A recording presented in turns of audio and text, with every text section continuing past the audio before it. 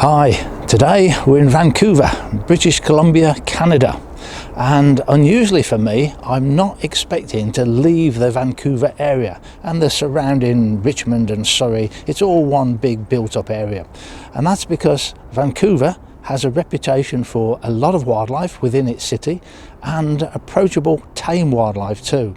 So that's what I've come to photograph. I'm not expecting to get out into the countryside proper. Now, I've been to Canada before. I was here in 1995 and I came for 3 months then, but that was a very different experience.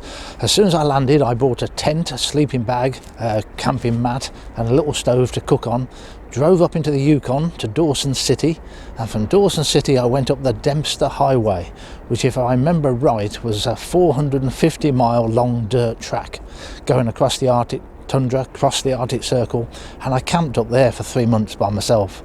And once a week I'd have a treat. I'd drive back down to Dawson City, where there was only about 6 shops. It was a very small place, but they had a laundrette with a shower, so I could wash my clothes, have a shower, buy some more provisions, and then go back up the Dempster Highway.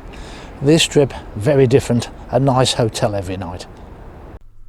In the winter, the mountains around Vancouver get very snowy, and there are a number of ski resorts up there, but the city itself doesn't normally get much snow. It's too sheltered. But what it does get is a lot of rain. The west coast of Canada is very wet. In a 2.5 week trip, I had about 6 hours of sunlight and only 2 dry days. On my first full day, I headed to the city of White Rock, which is named after a very large white rock on the foreshore. And why is it white? Because they paint it. And it's obviously given a fresh coat quite frequently because it's in very good condition. But what I was interested in is those ducks in the water in front of us. They are mostly Scoters, and although it would be possible to photograph them from the shoreline, there happens to be a very handy pier there that gets you out very close to them. This is the longest pier in Canada. It's at White Rock, which is all around the Vancouver area, around what I'm going to call Boundary Bay. I hope that's the right description. And there's some lovely opportunities as I walk down here. There's surf scoters in huge numbers, both sides of the pier. Trouble is, you're too high up. You're on top of the pier looking down on the water, and that's a terrible picture. This is the second day, and apparently this is one of the highest tides of the year. So the water level is much higher, and photography, you stand a lot more chance now. If I get down low here, I'm not too far off the water, but it isn't absolutely perfect. But the worst thing is the light. It's just really grey light. And in photography, light is the most important thing of all.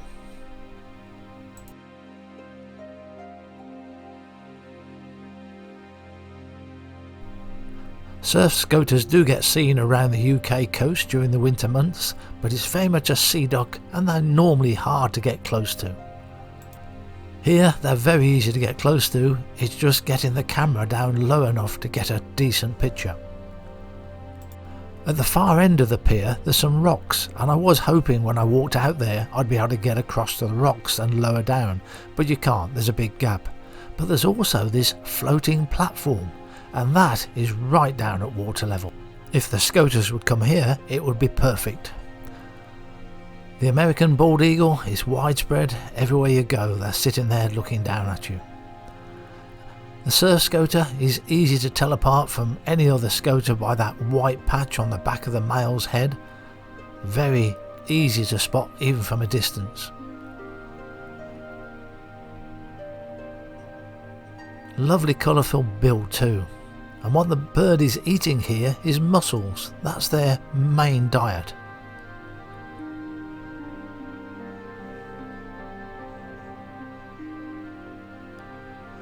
The female in the top left, more dowdy colours.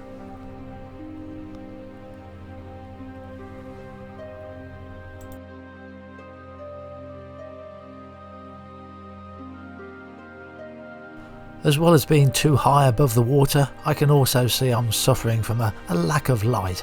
When I'm doing a bird on water, more often than not, I really want the sun shining with a blue sky. Then you get blue water, nicer colours, and I like colour in my pictures. It would also help to bring out the detail in the black plumage.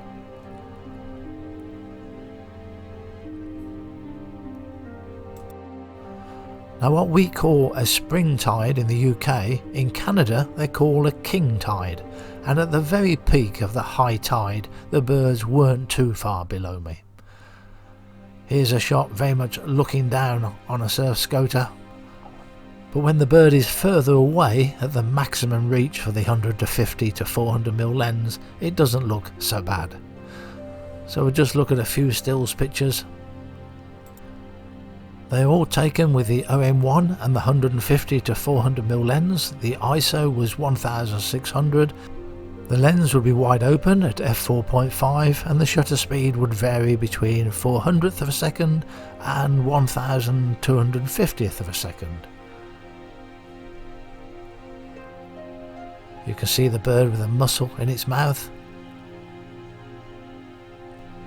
Now amongst all these surf scoters, there's another scoter, a different species, the white-winged scoter, and at first I was missing this. In fact, it was another bird watcher that had to point them out to me. There's nowhere near so many of them, and they're very similar in size, but once you've got your eye in, you can't really mistake them, and you can see the white wing there. These birds also occasionally turn up in the UK, but far rarer than the surf scoters. But from a distance, easy to distinguish because it doesn't have that white patch on the back of the head.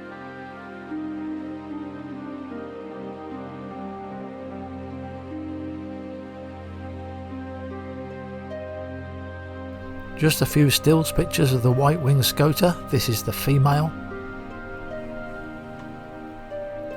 And the male. And you can see the head is very different to the surf scoter as well. Both these scoter species use their wings under the water, so when they dive, the wings are open as they go under. I had 2 wet days on this pier photographing these scoters and then gave up. I went off to try something else and came back a few days later when the weather was slightly better. I'm back with the surf scoters. I couldn't resist it, but it's a better day. It's not raining, it's not bright, but it's certainly not as dark as it was the first 2 days I was here. It's a lighter grey colour in the sky. I was standing at the far end of the pier where the rocks are, acting as a breakwater, when I noticed a very small bird that at first I thought was a bird I was very familiar with, a turnstone. And it is a turnstone, but it's not the one we get in the UK. This is a black turnstone, a bird I'd never seen before.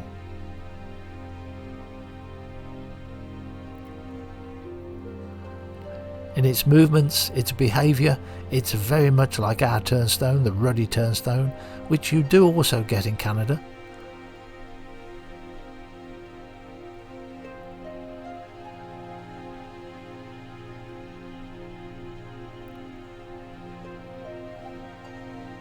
Very much a bird of rocky foreshores. And just like our turnstone, they're very easy to photograph. Quite natural poses.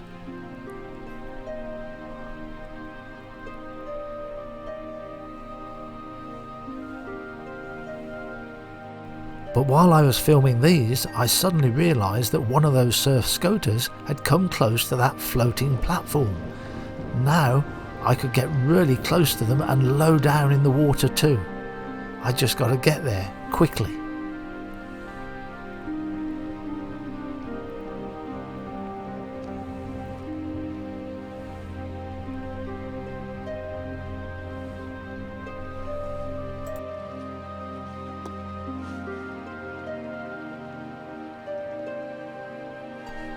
Initially the bird was against the rocks in the background, and ideally I wanted it out in open water, but it obliged, it moved round, and now I've got the low angle that I wanted.